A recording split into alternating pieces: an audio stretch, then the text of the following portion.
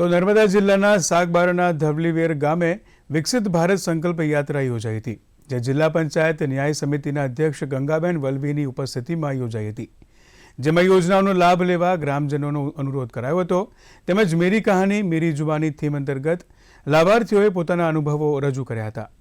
શાળાના બાળકો અને સખી મંડળની બહેનોએ ધરતી કરે પુકાર અંતર્ગત પ્રાકૃતિક ખેતીને અપનાવવા અને ધરતીને વિવિધ રસાયણોથી થતા નુકસાનને દૂર કરવા નુક્કડ નાટક થકી પ્રેરક સંદેશો આપ્યો હતો. કાર્યક્રમમાં સરકારની યોજનાકીય ફિલ્મ નિહાળી વિકસિત ભારતના નિર્માણની સૌએ સામૂહિક પ્રતિજ્ઞા લીધી હતી. અમારા મંડળનું નામ યામોગી સ્વસહાય જૂથ છે. એની રચના 2014માં કરવામાં આવી હતી. એ પછી અમને 12,000 રૂપિયા રિવોલ્વિંગ ફંડના મળ્યા હતા. એ પછી અમે 10 જૂથો ભેગા કરીને ગ્રામ સંગઠનની રચના કરી છે.